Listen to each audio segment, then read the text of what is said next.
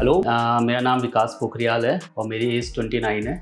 मैं हरिद्वार से बिलोंग करता हूँ। तो आज मैं QST आया हूँ हेयर ट्रांसप्लांट के लिए। मेरे साथ हेयर लॉस की जो समस्या है वो काफ़ी टाइम से चल रही है। तो स्टार्टिंग में तो मैंने इतना ध्यान नहीं दिया, बट धीरे धीरे जैसे जैसे टाइम बीता तो हेयर लॉस थोड़ा सा ज़्यादा होने लगा। मेरी हेयर लाइन जो है वो पीछे को जाने लगी। तो बाद में काफ़ी लोग मुझे जब टोकने लगे कि अरे तुम्हारा तो हेयर लॉस हो रहा है, उस चीज़ को थोड़ा सा मेरे को बड़ा अजीब सा लगता था, क्योंकि जब तक तो मैं इग्नोर कर सकता था, मैं कर रहा था, पर धीरे धीरे कुछ ज़्यादा ही होने लगा। फिर एक टाइम बाद कहीं भी जाओ मेरा ध्यान सीधे अपने बालों पे ही जाता है। किसी से मिलने से पहले भी थोड़ा सा अनकम्फर्टेबल फील करता हूँ मैं।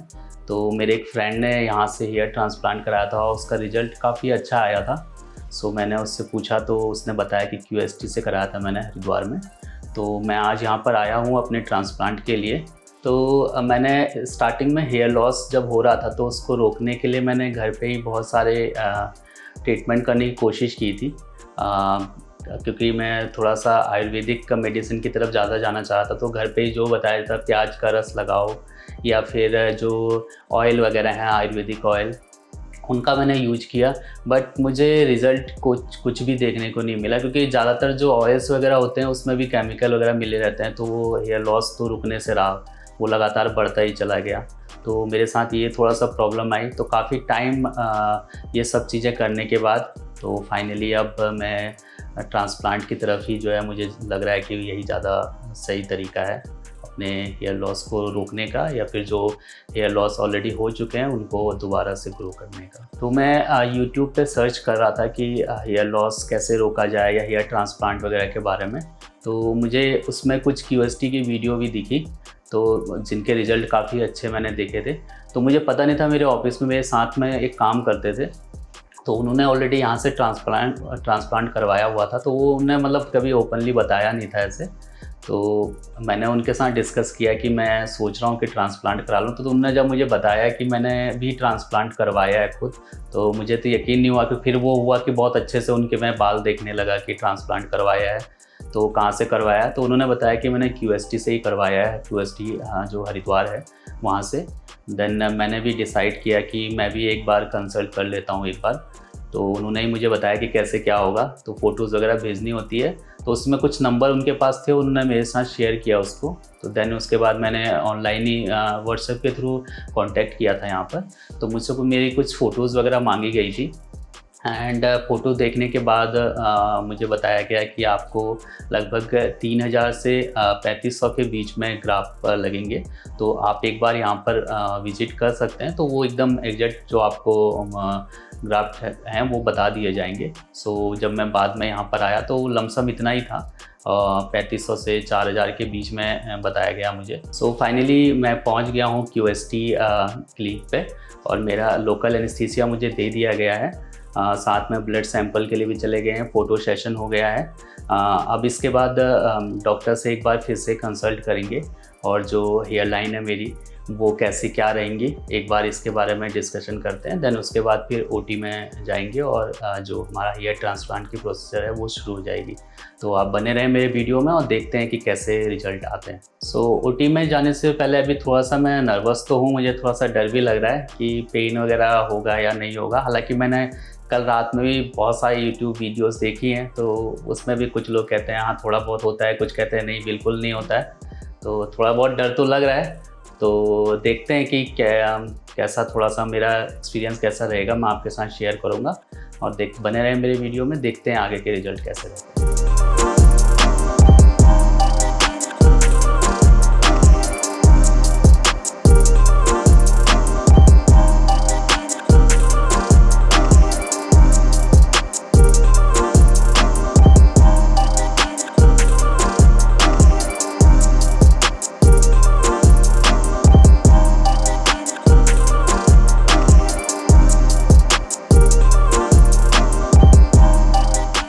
हेलो फ्रेंड्स, अगर आपने अभी तक हमारे चैनल को सब्सक्राइब नहीं किया है तो प्लीज इस वीडियो को लाइक कीजिए, शेयर कीजिए और हमारे चैनल को सब्सक्राइब कीजिए। और ध्यान रहे बेल आइकन दबाना ना भूलें, जिससे हमारे हर वीडियो का अपडेट आपको समय समय पर मिलता रहेगा।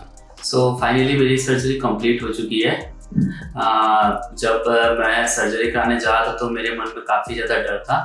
डर था थोड़ा सा कि पेन होगा कि नहीं होगा, बट जब सर्जरी शुरू हुई तो उसके बाद बस थोड़ा सा जब एनेस्थीसिया देते हैं उस वक्त थोड़ा सा दर्द होता है, और देन उसके बाद पूरा जो प्रोसेस था वो काफ़ी स्मूथ था। और जो डॉक्टर्स थे वो भी बीच बीच में पूछते रहते हैं कि आपको पेन वगैरह हो रहा है या नहीं हो रहा है। अगर होता है तो वो रुक जाते हैं, थोड़ी देर में फिर से प्रोसेस शुरू होती है। तो पेन वगैरह का तो कोई इतना बड़ा इशू नहीं है। अभी भी मेरा यहाँ पर सर्जरी हो गई है, मुझे किसी भी तरह की कोई भी दिक्कत नहीं है ज़रा सा भी। और स्टाफ काफ़ी पोलाइट है यहाँ का, सर्जरी करने वाली टीम बहुत अच्छी थी, बीच बीच में पूछती रहती है, बात करती रहती है आपसे, तो इतना कुछ इशू नहीं रहता है। आपको पता भी नहीं चलेगा कि आपकी सर्जरी हो रही है, हेयर ट्रांसप्लांट सर्जरी। मेरी जो सर्जरी हुई है वो QST टेक्निक से हुई है। 3500 ग्राफ मेरे को लगे हैं। थोड़ा सा टाइम टेकिंग तो था, लगभग 6-7 घंटे का टाइम लग गया इसमें, बट क्योंकि ये सर्जरी ऐसी है कि जल्दबाजी में नहीं हो सकती है, तो डॉक्टर काफ़ी आराम से कर रहे थे और 6 to 7 आवर्स मेरे को लगे हैं 3500 ग्राफ पूरे कंप्लीट करने में। सो सर्जरी कराने के बाद मेरे को काफ़ी अच्छा लगा, और अभी सर्जरी अभी कंप्लीट हुई है, लगभग आधा घंटा मेरे को हुआ है, और किसी तरह का कोई भी पेन नहीं है, मुझे ज़रा बिल्कुल भी पेन नहीं है। तो अभी मैं चाहूँ तो मैं खुद अकेले ही अपने घर जा सकता हूँ, तो मतलब इतना बड़ा कोई इशू नहीं है कि आप सर्जरी के बाद जो है आपको चक्कर आएंगे या कुछ इस तरीके का, कुछ भी नहीं है मेरे साथ। लगातार हम जब से सर्जरी कंप्लीट हुई तब से इधर चल ही रहा हूँ मैं, तो ऐसा कोई इशू नहीं है, और पेन का भी बिल्कुल नामो निशान नहीं है। तो अगर कोई ऐसा है जो अकेला सोच रहा है कि वो अकेला जाना चाहेगा यहाँ पर सर्जरी कराने के लिए, कोई नहीं है उसके साथ आने वाला, तो वो बेफिक्र होकर आ सकता है, क्योंकि ये बिल्कुल भी बहुत ही सिंपल सा प्रोसेस है।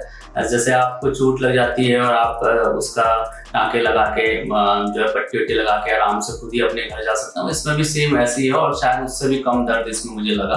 तो दर्द तो बिल्कुल है नहीं, वो एनेस्थीसिया के वक्त थोड़ा सा जो पेन होगा आप उसको मानिए सुई की चुभन जैसा लगता है वो, बाकी तो उसके बाद कोई भी ऐसी प्रॉब्लम नहीं है। तो अगर आप अकेले हैं, अकेले यहाँ पर आना चाहते हैं, सर्जरी कराना चाहते हैं, तो आप बेफिक्र होकर आ सकते हैं और अपनी सर्जरी करा सकते हैं, आपको कोई प्रॉब्लम नहीं हो। तो अगर आपके भी हेयर लॉस हो रहे हैं तो आप ज़रूर हेयर ट्रांसप्लांट के लिए आ सकते हैं। मैंने भी काफ़ी जो है अलग अलग टाइप की मेडिसिन यूज की थी, खास करके आयुर्वेदिक। घर में भी काफ़ी चीज़ें, प्याज का रस वगैरह, ये सब चीज़ें जो कि ट्रेडिशनल हमारी चलती आ रही हैं, ये यूज की थी। लेकिन एक बार जो बाल झड़ गए वो तो फिर निकलने से रहे। तो अगर आप भी चाहते हैं ट्रांसप्लांट कराना तो आप आ सकते हैं QST क्लिनिक में। यहाँ पर स्टाफ बहुत अच्छा है और साथ में इनका एक्सपीरियंस भी काफ़ी अच्छा है। आपको एक ही छत के नीचे सारी फैसिलिटीज़ मिल जा रही होंगी, तो किसी तरह कोई प्रॉब्लम नहीं है। डॉक्टर्स बहुत एक्सपीरियंस वाले हैं, तो अगर आप यहाँ आना चाहते हैं तो बिल्कुल आ सकते हैं।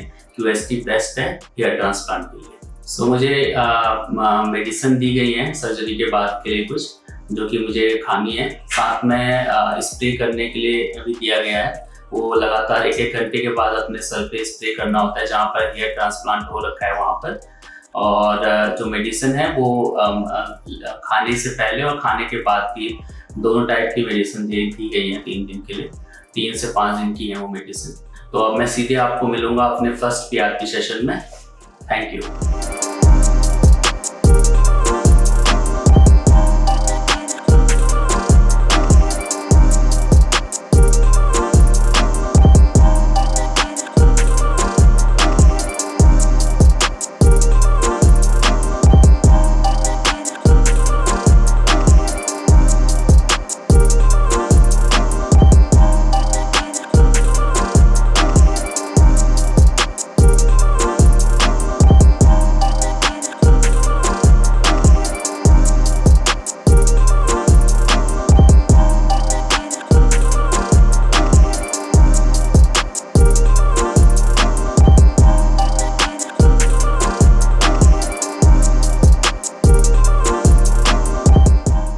हेलो फ्रेंड्स, अगर आपने अभी तक हमारे चैनल को सब्सक्राइब नहीं किया है तो प्लीज इस वीडियो को लाइक कीजिए, शेयर कीजिए और हमारे चैनल को सब्सक्राइब कीजिए। और ध्यान रहे बेल आइकन दबाना ना भूलें, जिससे हमारे हर वीडियो का अपडेट आपको समय समय पर मिलता रहेगा।